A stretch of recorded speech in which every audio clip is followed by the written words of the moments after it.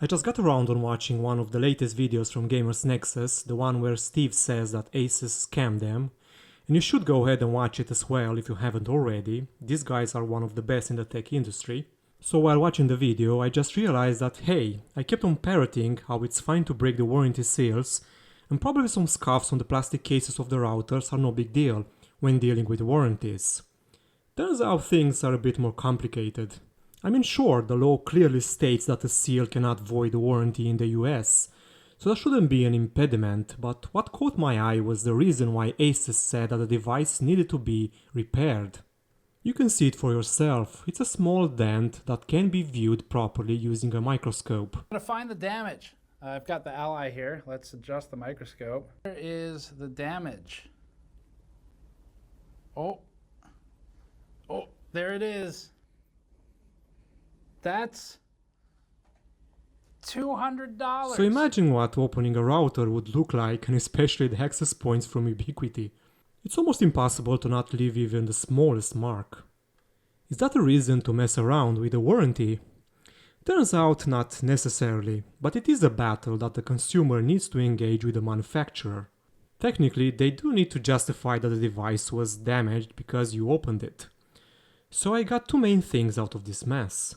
The first one is that you do need to know your rights and the law because the manufacturers will try to take advantage of your ignorance. Or maybe that's a harsh word. It's more like naivety in believing that they will not try anything shady. As you can see, they did employ several tactics, including the time-sensitive approach, like pay us now or we may send you back the device disassembled. With this quotation, your product will be returned to you unrepaired after 5 business days from the invoice date, end quote. However, ASUS also says that acceptance of the quote is required in 3 days and that the quote is only valid for 4 days. This creates intense pressure for the customer to accept because delays could result in a disassembled box of scrap being returned in the mail. The second thing that I understood is that if it's possible, leave no marks or dents on the device.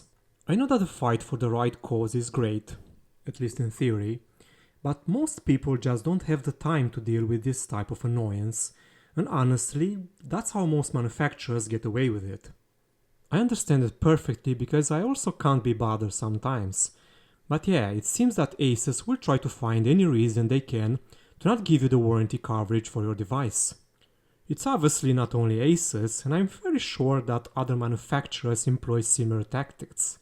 Then again, it's your money, and most of these companies really want to see them in their own pockets. I admit I didn't have any issues yet with router warranties, and that's mostly because I damaged them so much that I can't really send them over with a straight face. But if you had any issues, please leave them in the comments, so we can all get a better idea about what to expect from these companies. That's all for now, thank you for watching, and see you next time.